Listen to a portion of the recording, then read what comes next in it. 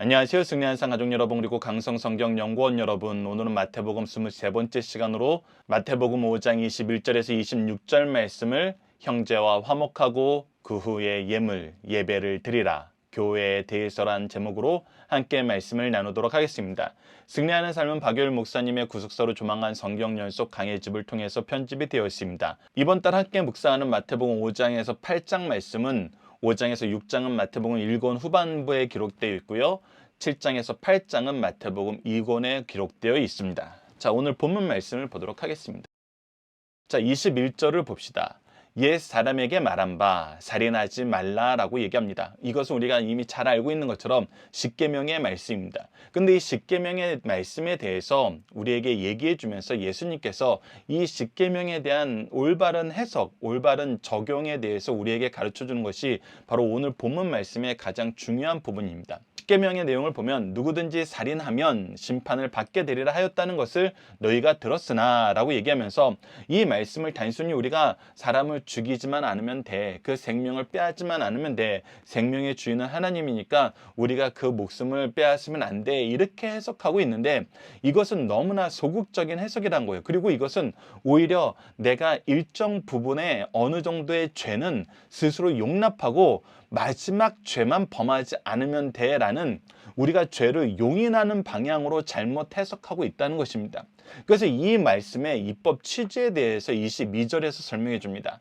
나는 너희에게 이르노니 형제에게 노하는 자마다 심판을 받게 되고 형제에 대해서 나가라고 하는 자는 공회에 잡혀가게 되고 미련한 놈이라 하는 자는 지옥불에 들어가게 되리라. 이 세 가지 말씀은 다 비슷한 말씀입니다. 노한다는 건 분을 낸다는 거예요. 화를 낸다는 거예요. 내가 화를 내고 분을 낼 때 어떤 이유가 있을 수 있습니까? 첫 번째는 그 사람이 나에게 잘못했을 때입니다. 그 사람이 나에게 피해를 입힐 때예요. 그 사람이 나에게 먼저 악을 행할 때일 것입니다. 그러나 반대로 어떤 경우도 있을 수 있냐면 내가 원하는 목적이 이루어지지 않자 그를 까닭 없이 비난하고 그를 공격하는 경우도 있습니다.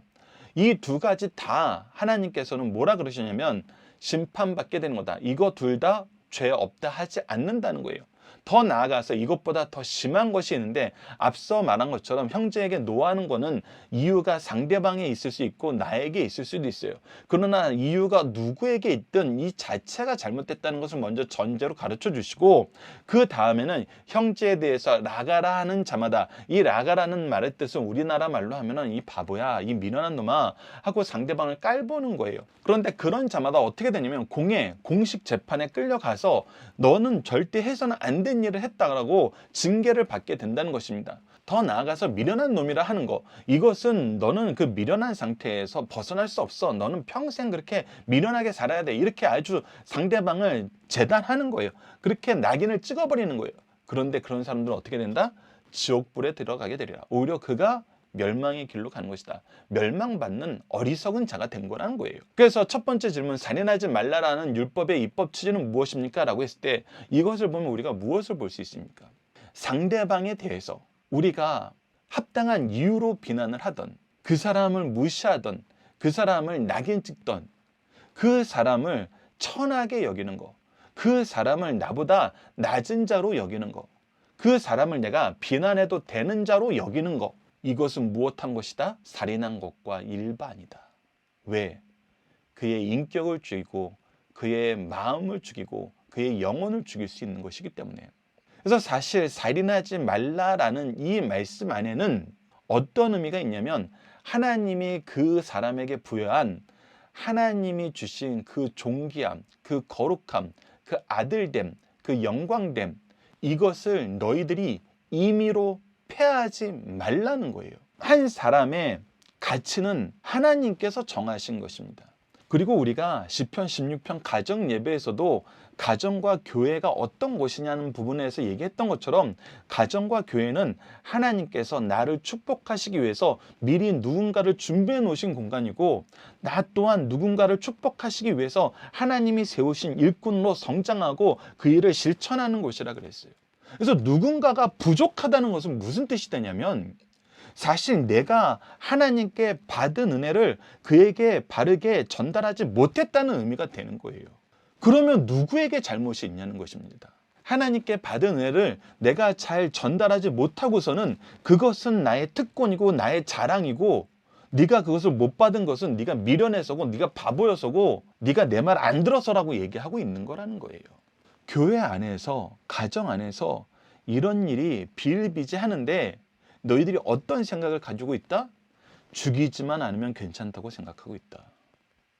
하나님이 주신 은혜를 너희들은 잘못 쓰고 있다. 하나님이 주신 말씀의 역사를 너희들은 잘못 해석하고 있다는 거예요. 자, 이 부분에 대해서 함께 묵상할 말씀에 요한 1서 3장 14절에서 16절 말씀과 디모데전서 5장 8절 말씀을 통해서 좀 더 깊이 있게 나누어 보도록 하겠습니다. 먼저 요한 1서 말씀입니다. 우리는 형제를 사랑함으로 사망에서 옮겨 생명으로 들어간 줄을 알거니와 사랑하지 아니하는 자는 사망에 머물러 있느니라. 분명히 말씀하십니다. 하나님께서 우리에게 은혜를 베푸신 것, 이 구원의 말씀을 먼저 주시고 우리에게 필요한 능력들을 주신 그 이유, 그것은 우리로 사랑하게 하시기 위한 거라는 거예요. 시간과 재능과 물질 모두 하나님께서 주신 것으로 알고 하나님의 영광을 위해서, 하나님이 우리에게 사랑하라고 맡긴 그 영혼들을 위해서 쓰는 것이 너무나 당연한 것인데, 그거를 안 하는 자, 오히려 비난하는 자, 비판하는 자, 평가하는 자, 사망에 머물러 있는 줄을 깨달으라는 것입니다. 계속해서 봅시다. 그 형제를 미워하는 자마다 살인하는 자니 살인하는 자마다 영생이 그 속에 거하지 아니하는 것을 너희가 아는 바라. 이미 이것은 예수님의 가르침으로부터 시작해서 사도들이 계속해서 가르쳐왔고 우리가 교회 안에서 경험해 오는 거란 겁니다. 그가 우리를 위하여 목숨을 버리셨으니 우리가 이로써 사랑을 알고 우리도 형제를 위하여 목숨을 버리는 것이 마땅하니라 라고 기록되어 있습니다. 그리고 디모데전서 5장 8절을 보십시오. 누구든지 자기 친족, 특히 자기 가족을 돌보지 아니하면 믿음을 배반한 자요 불신자보다 더 악한 자니라.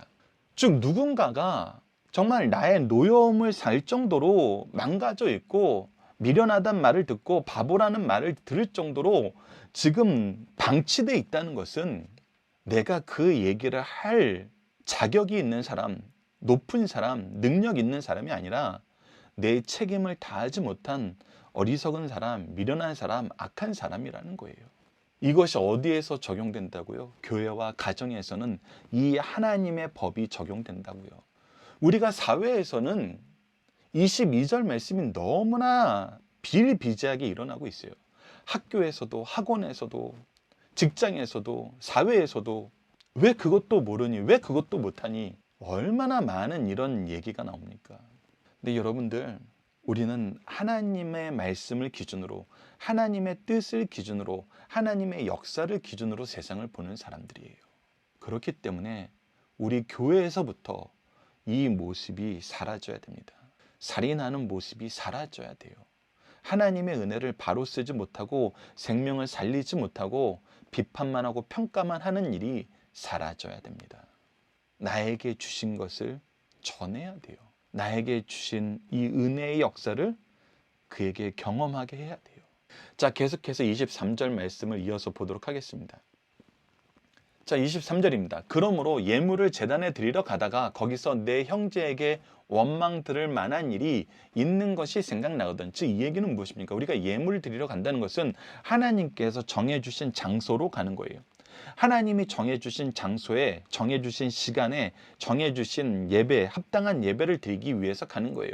이 부분은 여러분들이 2월달 가정 예배를 통해서 확인할 수 있습니다. 정한 시간, 정한 장소, 정한 순서. 이 부분이 예배의 굉장히 중요한 요소를 우리가 보는 기준이거든요. 근데 그곳에 갈 때 우리가 생각이 나는 거예요. 하나님께 합당한 예배를 드린다는 것은 우리가 하나님께 영광을 돌림과 함께 하나님께 받은 은혜를 우리 사랑의 공동체에서 하나님이 세우신 이 교회에서 나누는 거거든요. 근데 가다가 걸리는 사람이 있죠. 누군가에게 내가 죄를 범하고 누군가와 다투고, 그래서 우리가 하나 되는 예배를 드릴 수 없게 만드는 요소가 있을 때, 이것은 우리에게 무엇을 가르쳐 주냐면 예배는 그냥 우리가 가서 드리는 것이 아니라는 거예요. 예배는 우리에게 반드시 필요한 준비가 있음을 하나님은 항상 가르쳐 줍니다. 그런데 그 중에 교회 안에서 참된 예배를 위해서 우리가 계승되는, 시대를 따라서 이어지는, 성도가 하나가 되는 이 예배를 볼 때에는 우리가 먼저 무엇을 준비해야 되냐면 평화의 도구로 쓰임받는 준비가 되어 있어야 된다는 것입니다. 그래서 24절을 보시죠. 예물을 제단 앞에 두고 먼저 가서, 즉 우리가 하나님의 뜻대로 예배드리기 전에 그 전에 해야 되는 것은 우리 공동체가 참된 예배의 공동체로, 사랑의 공동체로 하나님께서 기뻐하시는 뜻의 모습을 우리가 이루는 것으로, 단순히 우리가 형식적인 예배만 드리는 것이 아니라 하나님 기뻐하시는 그 모습을 우리를 통해서 성취되길 바라는 그 준비의 역사가 먼저 되어야 된다는 것입니다. 그래서 먼저 가서 형제와 화목하고 그 후에 와서 예물을 드리라 라고 얘기하고 있어요. 그래서 우리의 삶이 예배를 통해서 하나님께 받은 은혜의 능력으로 세상을 이겨가는 삶인과 동시에 앞으로 올 예배를 우리가 거룩하게 드리기 위해서 준비하는 예배가 되어야 된다는 거예요. 그래서 우리의 삶은 예배가 중심이라는 것입니다. 이 예배를 바르게 드리기 위해서, 하나님 앞에 바르게 나아가기 위해서, 하나님의 뜻이 이루어지고 하나님께 영광 돌리고 하나님의 은혜와 축복을 충만하게 누리는, 복과 거룩함을 충만하게 누리는 예배가 되게 하기 위해서 하나님이 우리에게 가르쳐준 방법으로 우리가 살아서 이기는 삶을 계속하기 위해서 바른 예배를 위해서 준비하는 삶을 살라는 것입니다. 이 부분에 대해서 우리가 함께 묵상할 말씀, 마가복음 12장 33절 말씀을 봅시다. 또 마음을 다하고 지혜를 다하고 힘을 다하여 하나님을 사랑하는 것과 또 이웃을 자기 자신과 같이 사랑하는 것이 전체로 드리는 모든 번제물과 기타 제물보다 나으니라 라고 얘기하면서, 하나님께서 우리와 함께 하신다는 것은, 그리고 우리를 먼저 선택하셨다는 것은, 우리가 하나님의 은혜를 먼저 경험했다는 것은 하나님께서 우리를 통해서 이루시고자 하시는 그 기뻐하신 뜻이 있는데, 그것은 무엇이다? 우리가 하나님 앞에 올바르게 나아가서 하나됨의 예배를 드리고 하나됨의 은혜를 누리는 것이다. 그래서 믿음의 계승의 역사와 확장의 역사가 우리 교회에서 이루어지는 것이다. 우리 가정에서 이루어지는 것이다. 예배는 그것을 확인하고 경험하고 더 풍성하게 하기 위해서 하나님이 우리와 교제하기 위해서 우리를 부르신 곳이에요.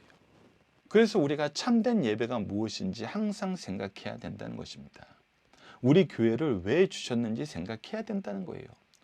집안 안에서도 부부가 화목해하지 못하고 자녀하고 화목해하지 못하는 상태에서 우리가 그냥 형식적인 예배만 드리러 간다는 것은 우리 스스로가 하나님이 기뻐하시는 예배에 전혀 관심이 없다는 것을 반증할 뿐이라는 것입니다. 그래서 두 번째 문제, 왜 제단보다 형제와 화목하는 것이 더 중요한 거예요?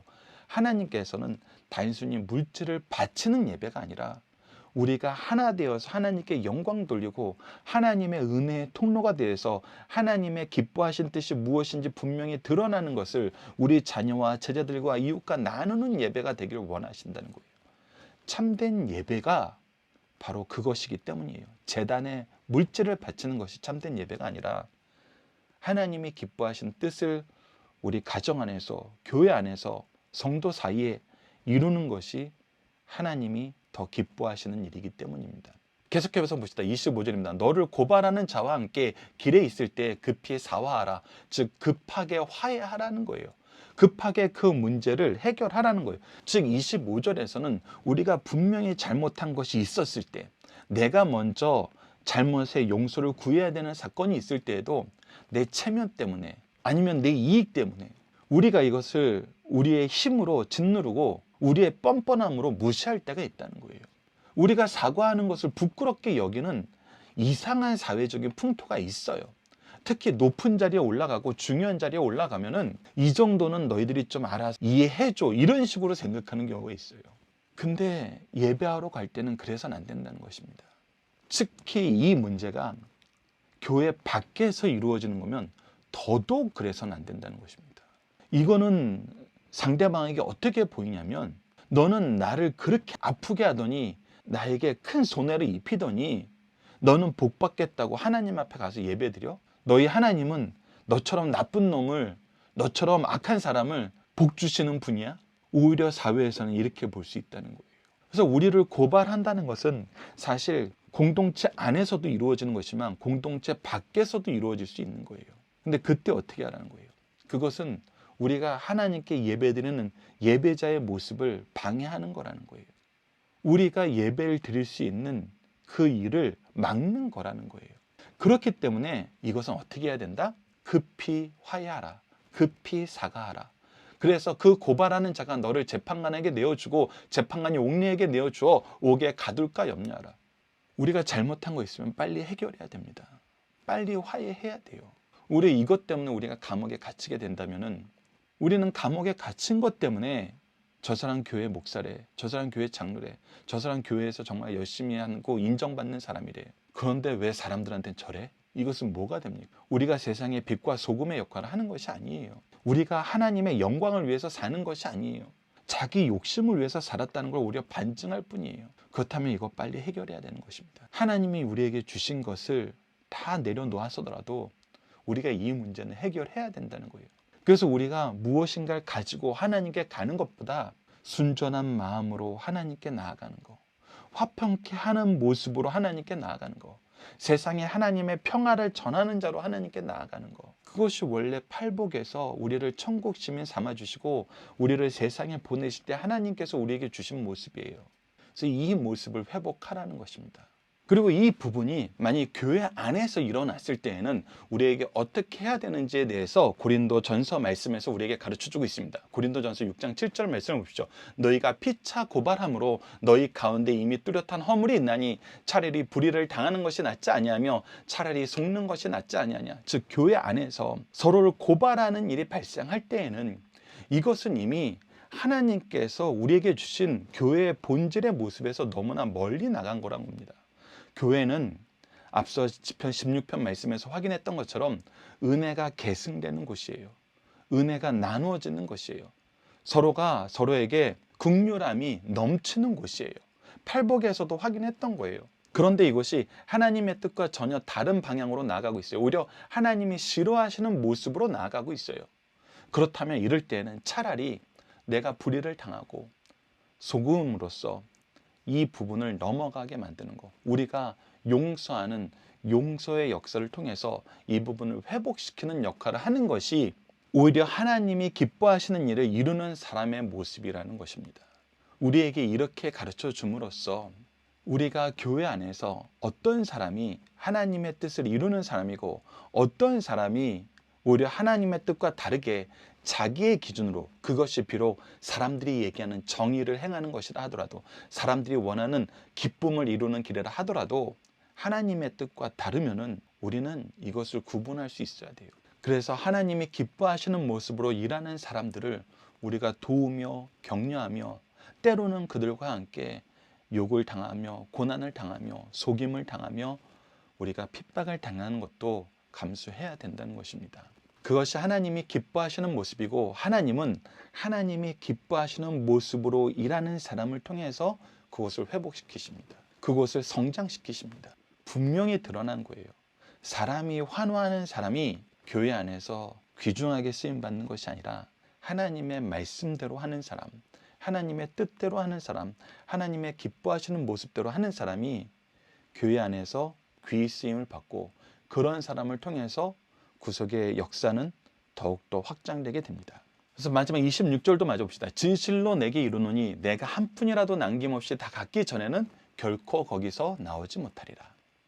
그래서 세 번째 문제, 형제와 화해, 사화하는데 어떤 자세가 중요합니까? 이 부분은 내가 잘못한 거 빨리 갚아야 된다. 잘못을 인정하고 사과하고 합당한 사과의 열매를, 사과의 배상을 해야 된다는 것입니다. 그리고 나서 우리가 예배자가 돼야 된다는 것입니다. 그들과도 화목하게 하는 예배의 역사를 이루어야 된다는 것입니다. 예전에 어떤 목사님이 그 얘기를 하시더라고요. 급하게 일을 위해서 운전을 하고 가시다가 앞차와 살짝 충돌을 하셨답니다. 그때 그분이 이 일을 지혜롭게 해결해 주십시오라고 간략하게 기도를 하고 빨리 나가서 먼저 자기가 목사라는 것을 밝히셨답니다. 제가 목사입니다.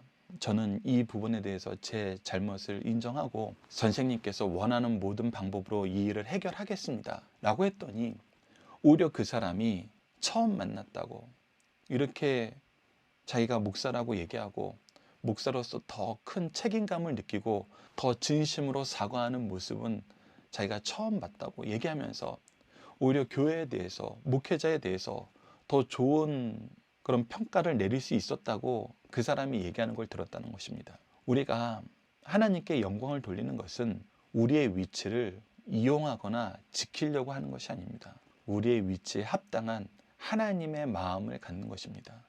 하나님의 뜻을 이루는 일을 하는 것입니다. 그래서 우리가 화해하는 거, 화해의 도구로 쓰임 받는 거, 더 합당한 화해를, 남이 보기에는 과하다고 보이는 화해를 하는 것. 우리가 이것은 사실 영적인 리더뿐만 아니라 새롭게 교회에 들어온 사람을 통해서도 확인할 수 있었어요. 세리 삭개오를 보십시오. 그가 유대 율법이 정한 그 범위를 넘어서 더 큰 사제에 결단을 하고 그 일을 실천하고 그 일이 예수님 앞에서 얼마나 놀랍게 칭찬받았는지 확인해 보십시오. 우리는 이 역사를 기억해야 됩니다.